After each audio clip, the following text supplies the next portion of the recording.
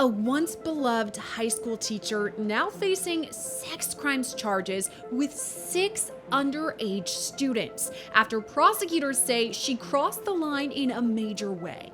She's accused of urging a student to watch 50 Shades of Grey, allegedly sending explicit photos with a sex toy to another student, and even allegedly having sex with yet another teen in a closet on school property. This is Scandal, presented by Law&Crime. I'm Gillespie.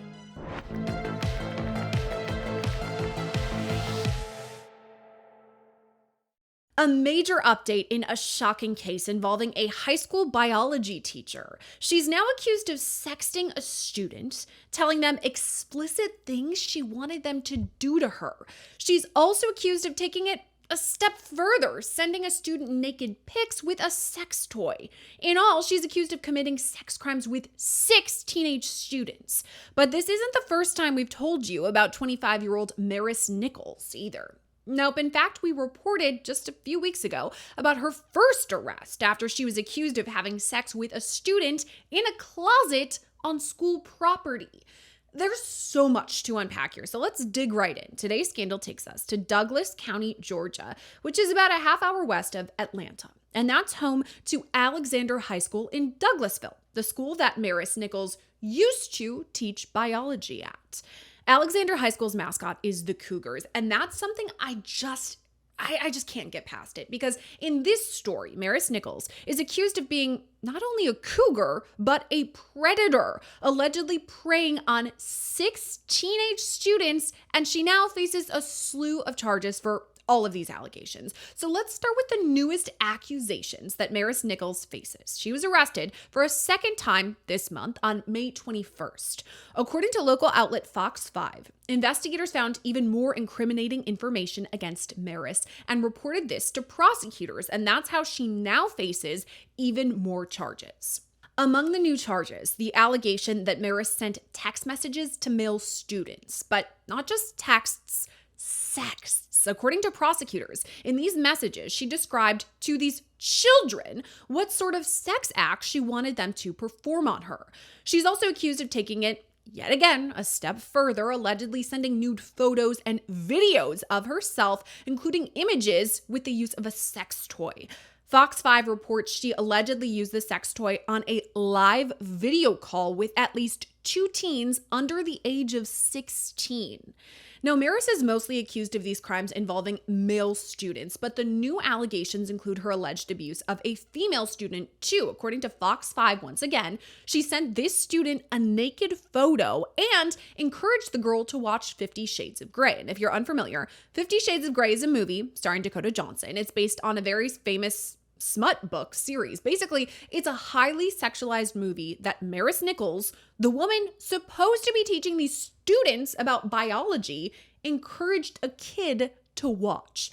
And all of these allegations are bad, but Maris is also accused of taking things to the next level to reportedly getting physical with multiple students. In the new set of allegations, it was revealed that Maris allegedly had sex with a male student in the back of his truck at a golf club.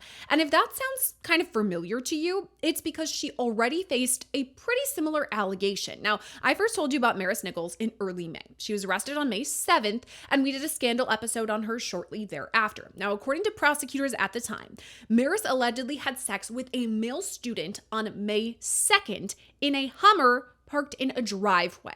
At the time, we also reported the allegation that on April 23rd, she had sex with the same student, allegedly in a closet. And not just any closet, by the way, a closet on school property, literally on campus of the high school where she taught. After Maris's first arrest, she made a court appearance and was released on $40,000 bond. But with her second arrest on May 21st, a judge upped the ante and posted her new bond at $74,000. In all, Maris faces 11 charges. Here's how they break down: 1 count of tampering with evidence, 2 counts of child molestation, 4 counts of improper sexual contact by an employee, and 4 more counts of grooming of a minor for a sexual offense. Now, in my first story about Maris, the school district was pretty tight-lipped about the allegations, but they've since released another statement and revealed she's been placed on leave. This is according to Fox News Digital. Their team says, quote, "Upon learning of the alleged misconduct, the district immediately launched an investigation. The Douglas County school system will continue to cooperate fully with state and local law enforcement. The district cannot provide any additional information regarding the allegations. Any further inquiries should be directed to the Douglas County Sheriff's Office." And there are still some major questions here, right? Like, how did all of this information come to light? What led to these additional charges being brought? Could there be more than 6 students allegedly involved? And these are all questions we're going to ask too when we sit down with today's expert, a former sex crimes prosecutor. But first, I want to dig a little bit deeper into what we do know about Maris. Now, shockingly, there's not much out there in terms of social media. Most of what we know about her comes from her LinkedIn profile. According to her own posted experience, she is the biology program lead for the Douglas County school system. It's a leadership role, meaning she wasn't just teaching biology, she was actually helping oversee the curriculum for other teachers. She also served as operations manager for Alexander High School's football program, coordinating orders, logistics, day-to-day operations. And before that, she was vice president of operations and human resources at a roofing company. Her bio says, quote, "I specialize in building efficient systems, leading compliance efforts, coordinating logistics, and developing people through clear processes and training." Now, her resume overall sounds pretty impressive, like a good leader, a proficient teacher. So where is the disconnect? I have to remind you, she's not been convicted of these crimes, but that being said, she does face some pretty serious allegations. Let's talk about that and many other burning questions that we have with today's guest. It's criminal defense attorney Eric Faddis. Eric, great to see you as always. Thanks for coming on Scandal with us again. And I guess let's start with this question. I mean, if we're talking about today's defendant, Maris Nichols, one of the charges she faces actually stems from the fact that she was a teacher in a position of power and is accused of way crossing the line. So to me, I'm seeing abuse of power here. Is that something that you would think too? Yeah, that is a big piece of this. Sierra, when looking at these types of charges, usually most states make it a more serious crime if the perpetrator allegedly was in a position of trust. Because what they're looking at is they're saying, hey, this person had added influence over these individuals. These individuals may have been vulnerable. They may have looked up to this person, which can make it more easy to manipulate somebody under those circumstances. And so usually the laws punish more severely a person who was allegedly in a position of trust, and that is a component of the charges against this teacher. And I kind of understand that, right? I mean, when I think of high school, it was not my finest hour, those 4 years. I definitely had insecurities because, I mean, if we put ourselves in the positions of a high schooler, our bodies are changing, our minds are changing. We have to think about, are we going to go to college? What are our lives? It's a vulnerable population. And then if you add something like an abuse of power, a teacher, somebody we're supposed to be able to trust, and they cross the line, it's terrible, the allegations that she has. And another one of the charges that she faces involves grooming. Did you see, just based on the allegations, any sort of grooming here? Well, certainly, it's not surprising that that would be a piece of this entire picture. You have a teacher, they have access to these children. These children are impressionable, right? They're looking up to these teachers. They're seeking guidance. They're seeking direction, seeking help oftentimes. And so it's not uncommon, unfortunately, Sierra, in this context for the alleged teacher perpetrator to engage in grooming, to sort of tee this up to make it easier for them to perpetrate against these child victims. And at least according to the allegations, that's what happened here. And I mean, I guess if you're looking at it like that, it makes sense how we go from biology teacher to the allegations that she has here of sending, nude photos and videos and having sex with some of these students, because you don't just jump from one to the next. You don't, assign biology chapter 3 and 4 and then the next day allegedly have sex on campus. I mean, I think there has to be some form of grooming here, but let's talk about those allegations, because this I just literally cannot get past. She's accused of having sex multiple times with students one of which allegedly, again, she has not been convicted here. She's innocent until proven guilty. But the allegations here are that at one time she had sex with a student on school property in a closet. That to me, I mean, brazen at the very least, these allegations of having sex on school campus. I mean, what do you make of that? Oh gosh, I mean, if true, how audacious, right? We're Right? talking about a place that's supposed to be safe for kiddos. This place that's Mhm. supposed to be a sanctuary where they can grow, where they can learn, where they can become, or at least moving towards the adult versions of themselves. And so I think their guard is down more at school. They feel like it's a safe environment. And so that could provide an avenue for somebody who is looking to manipulate, who's looking to be a perpetrator, while this child's guard is down, to have this take place on school grounds. What if someone would have walked in, an administrator, Yeah. another child, another teacher, something like that? At least according to the allegations, that didn't matter for this teacher and what her objective was. And that is something I truly cannot wrap my brain around because you brought up, let's say another student walked in and saw this. Not only do you have the child victim who's allegedly taking part in all of this, but you have the person who witnesses this. To your point, school is supposed to be somewhere safe where we're learning and our kids go, again, to learn to be safe and to see something like that. I mean, it's wild. And also, I mean, the reason that we're talking about this case today, I did an episode of Scandal a couple of weeks ago when she had her initial charges, but then more charges were brought because now prosecutors say that there are upwards of 6 students. Does that surprise you, or is that something you've seen in the past of a teacher or a person in a position of power accused of abusing multiple children? Oh gosh, dear. I mean, this case has really escalated in that way. Now, Yeah. now what we have is a multiplicity of alleged victims here, more than just the original 2 felony counts. She's facing 11 counts now. It's my understanding that there are up to 6 identified alleged victims. That doesn't, there could be other alleged victims who have not yet been identified. Unfortunately, oftentimes in this context, when we're talking about SA on children, including in the educational forum, that can be a pattern. That can be something that happens repeatedly. It can be a person who has those proclivities and acts upon them multiple times until they get caught. And here, at least according to the allegations, it appears that this might be the end of the road for biology teacher Nichols. But sadly, it's not terribly surprising to see that there are allegations of her doing this to other people, both men and women. It's really sad to think about, like what you said. If she allegedly did this, cross the line with one student, oh, I didn't get caught. Okay, let's try on to the next. And I mean, I'm not saying that's exactly what happened here, but there are allegations that at least 6 students were assaulted in all of this, and it's a lot to kind of wrap my brain around. And I guess I wanted to ask you about your prosecutorial background here. The fact that she faced these initial charges, at first when we reported on it, it was one student. She allegedly had sex with multiple times, which unto itself is very disturbing, right? But now, a couple of weeks later, arrested again with additional charges. So what would you surmise happened between that initial arrest and the second arrest and all these additional charges? How would that have come about? Sure. So once the first charges came down, and once that information was disseminated to the public, that sometimes can be a cue for other folks who may have Mm, information, God forbid, who may have been victimized themselves.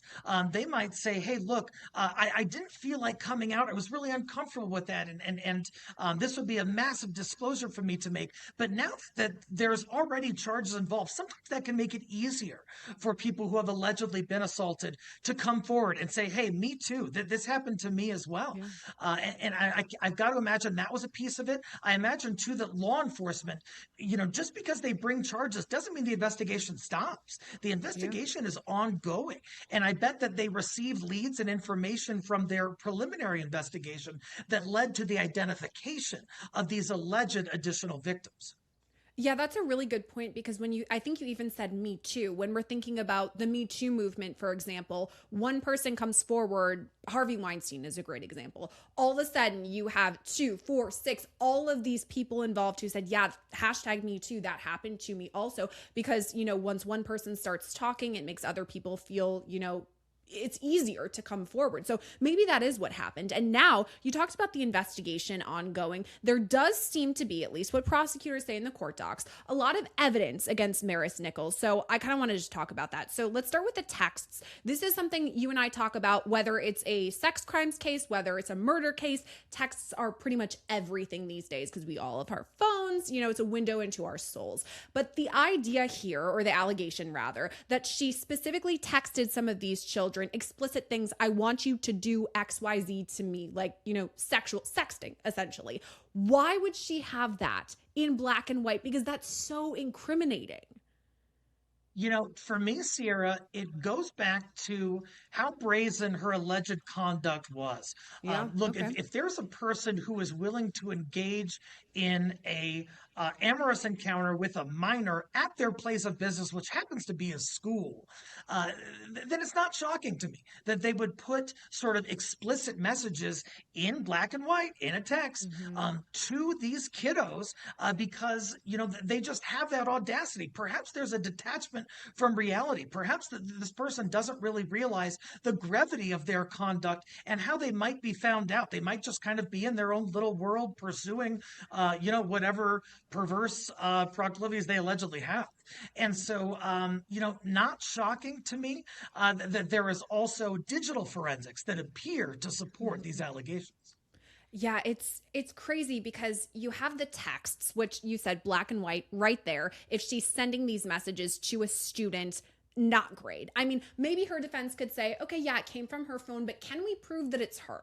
Somebody could have grabbed her phone and texted that from her. I don't know why that would happen, but can we 100% prove that it's her? I mean, I don't know, but what about the photos and the videos? This to me is where I'm like, how do you even defend that's my big question, because she has the allegations that she was on a live video chat and was naked or in some sort of explicit exposed state, then sent photos and videos, the use of a sex toy, a lot of things. I mean, how can you defend something like that if her face is in it? She can't say, oh, it's not me.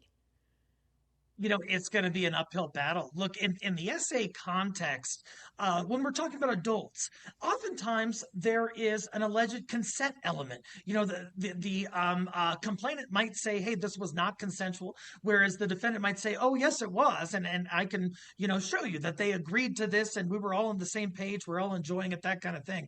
That defense goes out the window when we're talking about minors, because minors cannot legally consent. And Yeah. so, one of your primary potential defenses in this context is taken out from under you from the beginning because it doesn't apply when one of the alleged parties is a minor. And so, where you go from there, you've got to at least consider any sort of mental health defenses. If I was her counsel, I would certainly encourage a mental health evaluation to see what may have been going on psychologically and how it could have contributed to what they are claiming she did. I'm really glad that you brought up consent, because this is something so important that I want our viewers just to be hammered into their mind, that at any point you can say no. At any point you can, take back the consent. If you started to have sex and you're like, I'm not into it, I'm out, you're allowed to do that. That's well within your rights.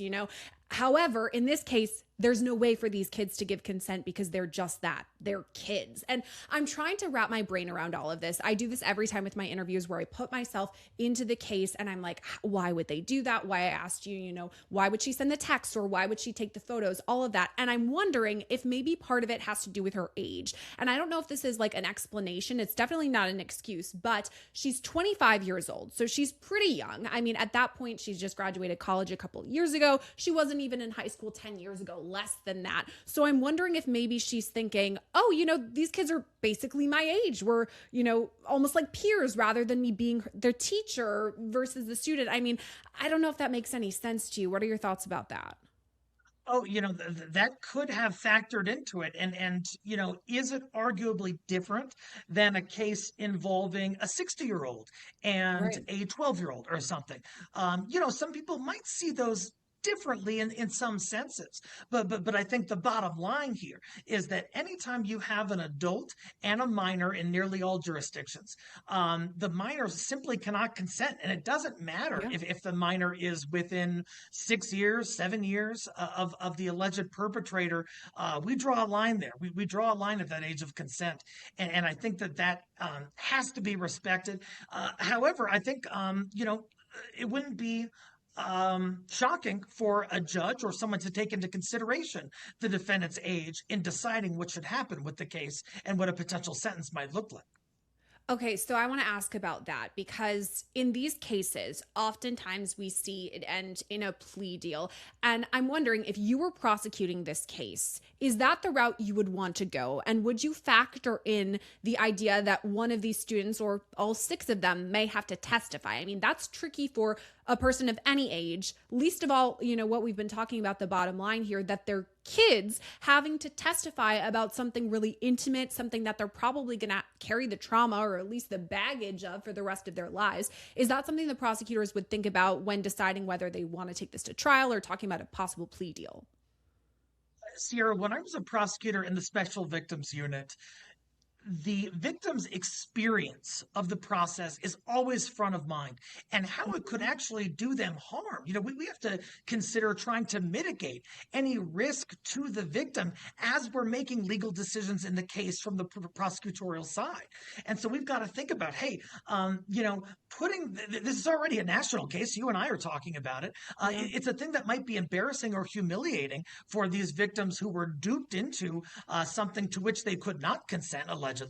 And so if we go to trial on this, they've got to get up in front of a room of strangers and relive. They have to relive this traumatization that they've allegedly experienced. And so are there alternatives that serve the interests of justice and may minimize the harm to these victims? That's when we're talking about a potential plea deal. Now, I'm thinking if I'm a prosecutor, the plea deal would have to include some significant incarceration. I think when we're talking about multiple minor victims and we're talking about SA, that is really that'd be non-negotiable for me. Yeah. But the prosecutor's going to look at, does this person have criminal history? Are they a risk to reoffend going forward? All of these considerations matter in deciding whether to extend a plea or to go to trial. Yeah, there's a lot of factors to consider here. And I think the idea here, the allegation that there are six victims, multiple, that this is a pattern, that is something that totally needs to be considered, at least in my opinion. And I hope that prosecutors do consider it. Eric Faddis, thank you for coming on Scandal today and breaking down this case for us. Always good to be with you. And that is where today's episode of Scandal leaves us for now. If you like what you saw and you want to see more or connect with me on social media, you can find me on places like Instagram at Sierra Gillespie. Thanks for watching today's episode of Scandal. As always, I'm your host, Sierra Gillespie, and I'll see you next time.